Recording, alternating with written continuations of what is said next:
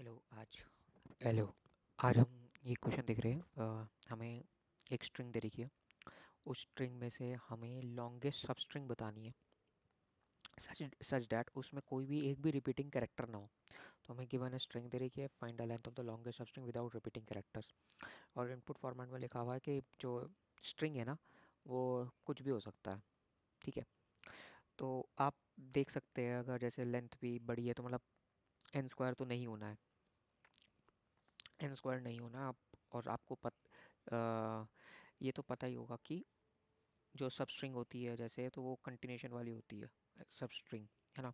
अब इन्होंने बोला कि ऐसे करके A B C D A B आ रही है, तो लॉन्गर सब स्ट्रिंग हमें दिख रही है कि वो ये वाला पार्ट होगा। जैसे ही ये वाला करेक्टर आएगा तो इसमें देखो ए रिपीट हो गया, है ना। हम क्या कर सकते हैं, जब भी स्ट्रिंग वाला क्वेश्चन आते हैं ना, और इस तरीके क्वेश्चन आ रहा है, ये वैसे भी एक तरीके से हमें बता रहा है कि हम यहाँ तक कंप्यूट करते हुए आ रहे हैं, स्लाइडिंग विंडो टाइप दिख रहा है हमें, है ना।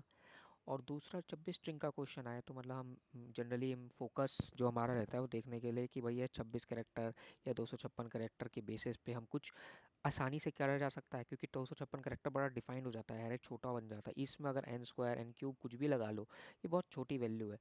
परंतु जो गिवन स्ट्रिंग है वो तो बहुत बड़ी है, लेकिन अगर 256 के हिसाब से देखें तो बहुत छोटी लगेगी।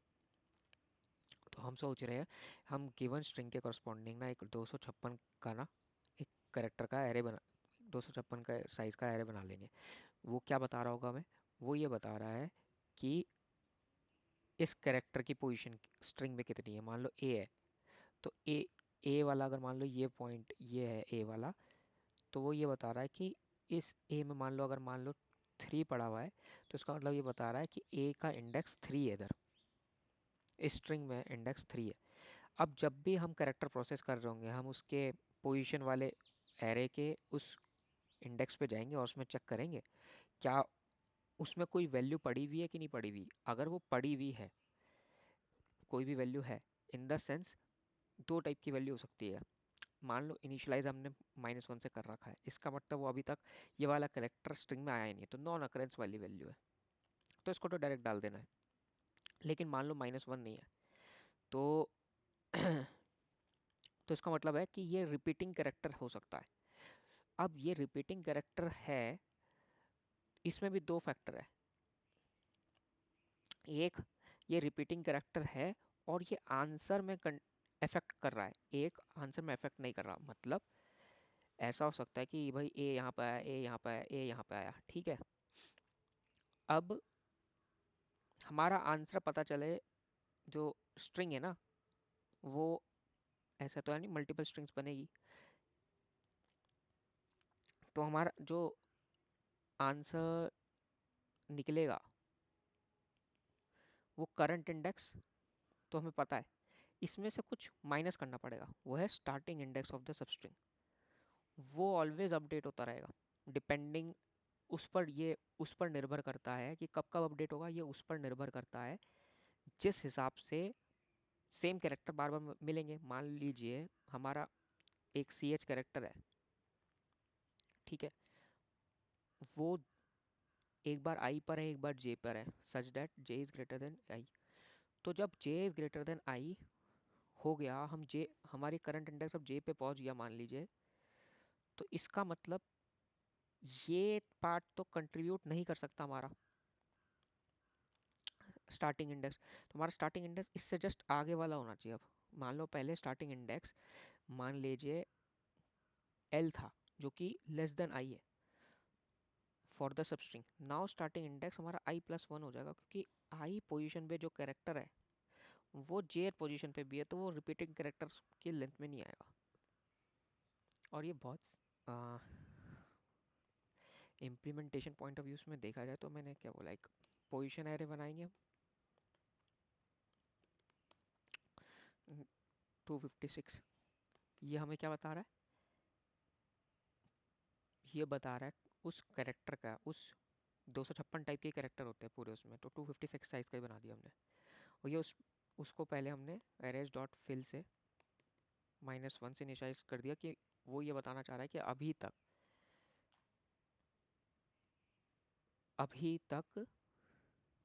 ये वाला कैरेक्टर नहीं आया है। ठीक है, अब एक एक ये हमारी लेंथ है, ये हमारा आंसर है, ये हमारा स्टार्ट है। ठीक है,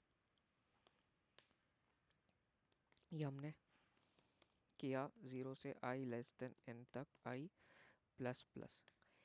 अब चेक कैरेक्टर निकाला हमने, c h is equal to s dot caret i, ये करंट कैरेक्टर है ना।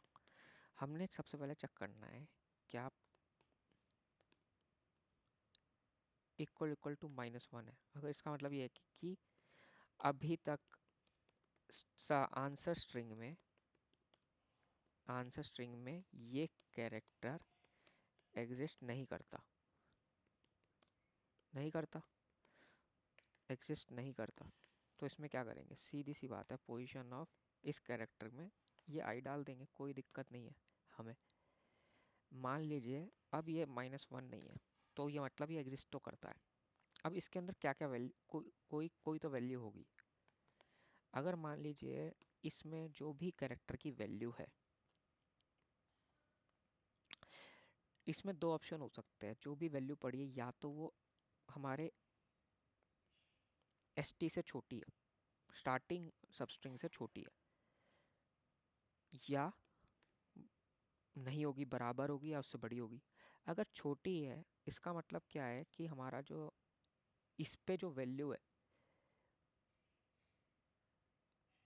मतलब ये कैरेक्टर का जो इंडेक्स है, ये पोजीशन, ये कैरेक्टर हमारे अभी तक के आंसर में वैसे ही इफेक्ट नहीं कर रहा, आंसर में इफेक्ट नहीं कर रहा है। क्यों नहीं कर रहा है?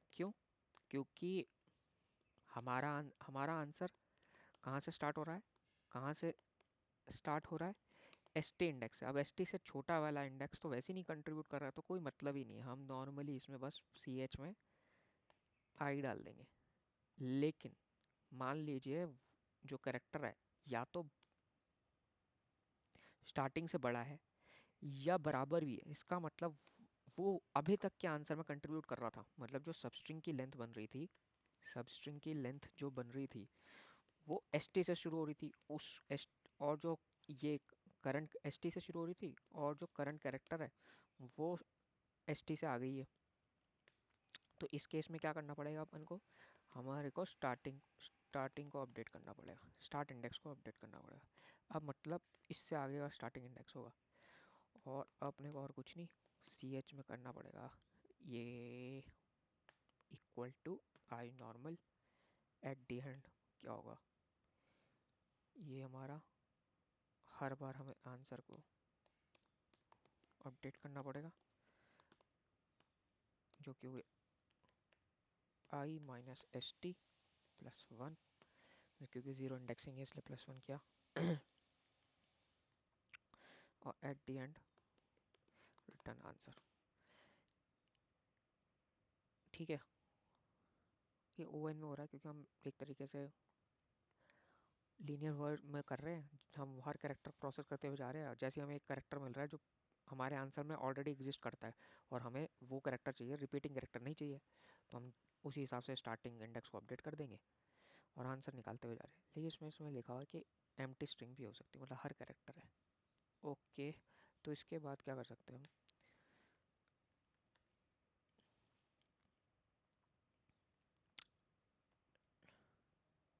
हम, ज़ीरो लेंथ की स्ट्रिंग है।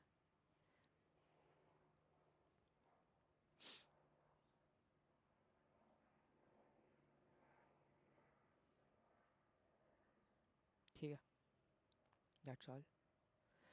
अब हम ये भी देख लेंगे, longest substring at most 2 distinct characters, longest substring at most k distinct characters, ये भी देख लेंगे।